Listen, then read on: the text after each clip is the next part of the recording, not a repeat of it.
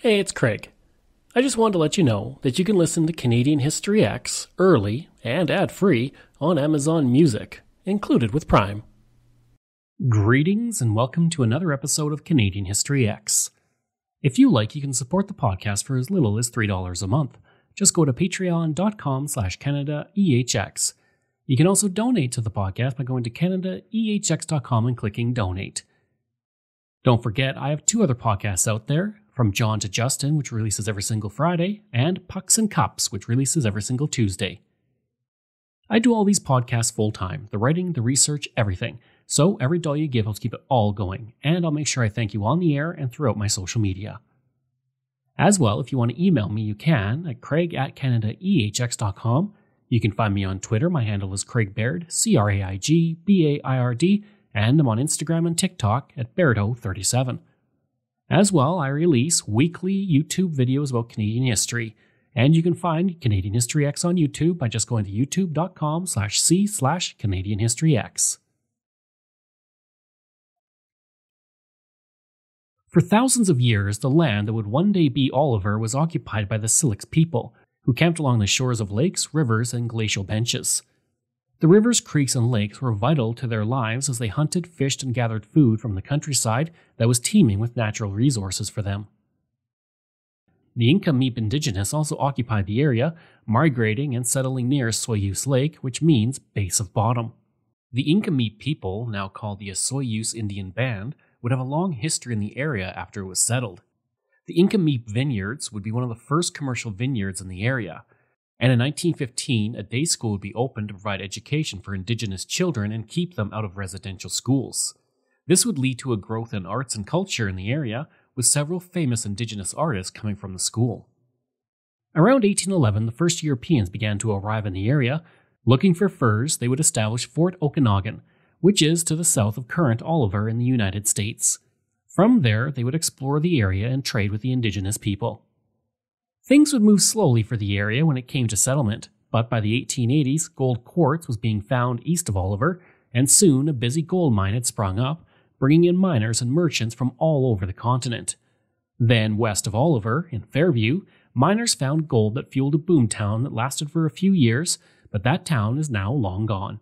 That being said, you can still visit where Fairview once stood, and there's a heritage marker to show you the location of this once booming community that was one of the largest towns in British Columbia for a brief time. You can also see parts of Fairview in Oliver today through the Fairview Jail, which was moved to the Oliver Museum site. For the next several decades, there was little in the way of settlement for Oliver, but that would all change thanks to the First World War. After the war, there were a lot of unemployed veterans around Canada who had returned home from the front lines. Those veterans were looking for homesteads and places to work, and that would lead to the Soldier Settlement Act. It was through this that Oliver would begin as a settlement.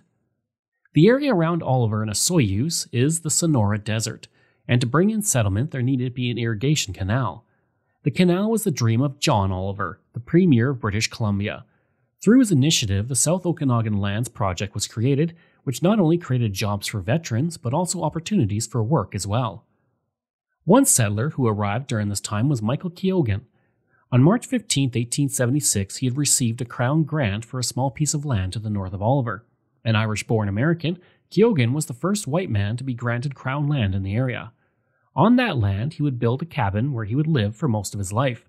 And while the cabin is now since long gone, you can travel up Highway 97 and see the chimney which stands to this day. This stone and slate chimney sits on a grassy area along with a few scattered log remains of the original home. The chimney is one of the few structures in the area that date back over 125 years, having survived not only the gold rushes, but also the flooding of Shuttleworth Creek in 1936. On January 30th, 1919, work began on the project, which involved building the intake dam at McIntyre Bluff. For the next 8 years, 37 kilometers of concrete-lined main canal was dug southward to the boundary. The canal was 18.5 feet across at the top, 5 feet deep, and ran at 230 cubic feet per second. It would allow farmers to put a foot of water per month on every acre of bottom land. In order to get to the canal from the east end of the valley to the west benches, a wood siphon was constructed that ran for half a kilometer at 6.5 feet in diameter. It was replaced by a concrete siphon, and today that siphon runs directly under Oliver. In 1921, thanks to the Canal Project and the Soldier Settlement Act, Oliver was established as a community. A post office, board of trade, and general store were all established soon after the founding. Within 1 year, electrical power was provided to the community, and in 1923, the Kettle Valley Railway built a station to Oliver to transport the fruit of the area north of Penticton. This station was the first place many people saw Oliver when they arrived to begin a new life, and the train station would be a vital part of the community for the next 5 decades, until the last train came through in 1977. The station is not gone, though, and you can relive those years when it was a vital link for Oliver to the rest of the country by visiting the Oliver and District Museum. I will talk more about this museum later. During the 1920s and 1930s, Oliver would gain recognition for something quite unique in Canada. During those years, the town rose to fame thanks to growing cantaloupe, becoming the cantaloupe capital of Canada in the process. Producers around Oliver started growing cantaloupe thanks to the previously mentioned process of settling soldiers in the area on 22,000 acres of land purchased by the government and sold to veterans of the First World War. Many of those soldiers began fruit orchards, and by the 1920s, Oliver had a reputation due to its cantaloupes, which was one of the major crops in the area. Thanks to the hot climate of the area, Oliver became the only place in North America where cantaloupe was grown outside of California. In 1923, 25 carloads, weighing 12 tons each when full, were shipped out loaded with cantaloupe. In 1926, the Vancouver province reported on 30 carloads of cantaloupe being shipped out of Oliver. 3 more cars had been shipped in 1925. By 1933, packing houses in Oliver had more cantaloupe than they could handle, which helped boost the community's economy during the toughest days of the Great Depression. The Vancouver province would write, quote, "Whichever paper you pick up and read the market reports, you will find nothing but favorable comment on the excellence of the Oliver cantaloupe." End quote. Newspapers across Western Canada would report on the arrival of Oliver cantaloupe, which were available for purchase. One newspaper reported that Oliver cantaloupe were selling for $4.75 per crate for the small size, or $6 per crate for the large size. This amounts to about $83 and $105 today. In 1936, the first Cantaloupe Festival was held in the community that featured a baseball tournament, carnival, and big dance. It was also the first Cantaloupe Festival ever held in British Columbia. In 1937, the Cantaloupe Queen was crowned in the community, with Irene Tomlin taking the title that year during the second Cantaloupe Festival. In March of 1935, an interesting news story began to appear alleging that in Oliver the dogs were free of fleas completely. The Vancouver province would write, quote, "A healthy dog without its complement of fleas is an anomaly. He is like a farmer without a grievance or a politician without a speech." End quote. There were several theories as to why Oliver dogs had no fleas, but one person stated it was likely because of the presence of a parasite that fed on fleas. Another theory was that the dry climate conditions killed the fleas within a few hours. The Vancouver province would write, quote, "Should a few fleas be needed for experimental purposes, the dogs of Vancouver will gladly spare what they can for the benefit of their cousins of Oliver." End quote. Not only would the matter be written about in Ripley's Believe It or Not, but it would also be published in newspapers across Canada. The Windsor Star would write, quote, "Local parasite experts have long sought an explanation for the complete absence of fleas among Oliver's canine population, but they have made little headway." End quote. The Saskatoon Star Phoenix would write, quote, "In Oliver Valley, a smiling land of peaches, cherries, and apples, nature has given the dog a new deal in complete immunity from the flea. From the dignified beagle to the humblest species, all share alike the benight endowment." End quote.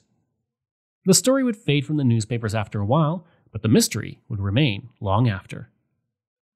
In 1990, Oliver decided to do something that would help put the community on the map, and it came down to creating the world's largest cherry pie. Weighing in at 37,713 pounds, the pie had a diameter of 20 feet and was large enough to feed 30,000 people. The pie also used 20,000 pounds of cherries, which was just part of the 30,000 pounds of pie filling. There was also 3,500 pounds of sugar and 16 pounds of salt. The idea for the gigantic pie came from Bob Ellis, a member of the Oliver Rotary Club, who saw it as a good fundraising idea for offering people pieces of the pie for a small cost. Ellis would say later that it tasted okay, adding, quote, "The criteria that Guinness had is that it is edible, which means that as long as people don't get sick, it's okay." End quote. The record still stands to this day, even though other communities have tried to break it to no success. While Oliver was once the cantaloupe capital of Canada, times change, and Oliver is now known for something else. If you love wine, then Oliver is the place you need to be. Home to nearly half of the vines in British Columbia and 40 wineries, there is good reason that Oliver is called the wine capital of Canada. There are wineries for every taste, which feature tours, tastings, and much more. There is even a big festival that honors grapes, but I'll talk about that in a minute. The earliest vineyard planted in the area was by Joseph Renyi, a Hungarian immigrant who planted a 5-acre vineyard that is still operating today as the Stonehouse Vineyard. You might think that the community just calls itself the wine capital of Canada, but that title is as official as can be possible in Canada. In 2002, Queen Elizabeth II was touring Canada as part of her Golden Jubilee, and she officially gave royal assent to the fact that Oliver is the wine capital of Canada. And you can't get much more official than that. There is good reason for this. Oliver has 12 wineries, while the Niagara-on-the-Lake area only has 10. When the first annual Canadian Wine Awards came out, Oliver's wineries took 5 of the top 10 awards. Back in 1997, a new festival was held in Oliver, the Festival of the Grape. Featuring over 50 wineries, it featured wine tasting, but it is a family event with grape stomp competitions, live music, food trucks, a vendor market, and a kids zone. Over the years, the festival has grown in popularity, with 4,500 people coming out each year to enjoy the festival. Welcome to Incomeep Cellars in the beautiful Okanagan Valley in British Columbia. There are over 172 wineries in the Okanagan, making it one of the most desirable grape-growing regions in all of North America. Now, here in the valley, the harvest is almost complete, and they are about to celebrate with the tasting of the wine at the annual Festival of the Grape, which is exactly when I like to show up somewhere after the hard work and before the party. Okay, we've just arrived at the Festival of the Grape. Honestly, I didn't know what to expect, but there's this huge lineup. We've got to the front because we got the special tag, but look at this. This is the, hello there. Hi. Hi. Nice to see you. What's your name? Beverly. Beverly. Does everyone get one of these? They do, but you got to come in with a wristband. I got one. Do some have more tickets than others? Not if they... Isn't it like a wedding, who you know? Not if you're organized. I'm the father of the groom. I need more. Have you had any samples? I've had a few samples. Just a couple? Just a few. Right. And which ones are you enjoying? I don't remember. Right. Hi, Deborah. Hi, Rick. Alana. Alana. And Alana is double fisting today. For the husband. It's for my husband, I swear. There's no husband here. You just got 2 glasses, and that's okay. 2 kids. She's allowed. That's right. We're open from 11:30 a.m. to 5 p.m. today. That's a beautiful thing. Yes, and it's a family-friendly event as well. It certainly is. And think of how many children will be conceived today. Who do you think I'm your father? Just 3, Dad. I swear.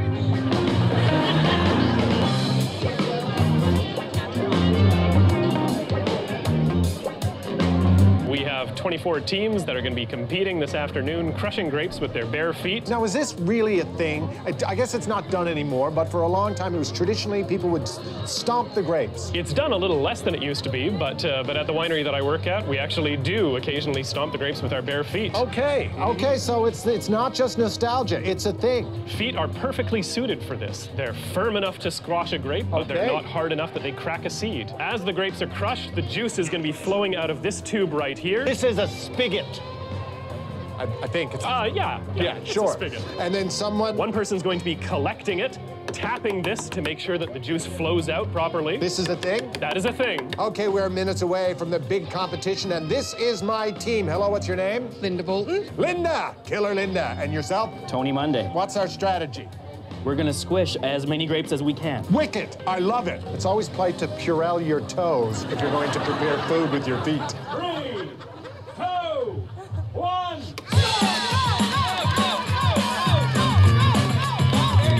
This is like an Irish jig. I'm made for this. I can see this being a fitness craze. You know, you go to your grape stomp class and then the organic juice comes out and you sell it to the yuppies. Okay, let's swap out. All right. Okay, careful. Slippery floor. Doing good. I'm good at this part. Okay, yeah. Up. I see that.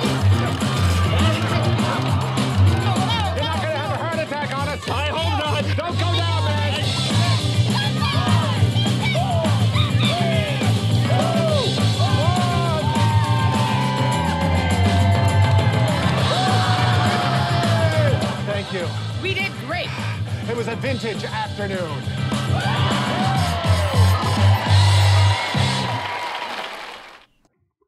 In 1997, Ken and Sandra Oldfield, along with Paul Bouchard, realized that the Chamber of Commerce needed a fundraiser to build their capacity that would also enable wider attention to growing businesses in Oliver.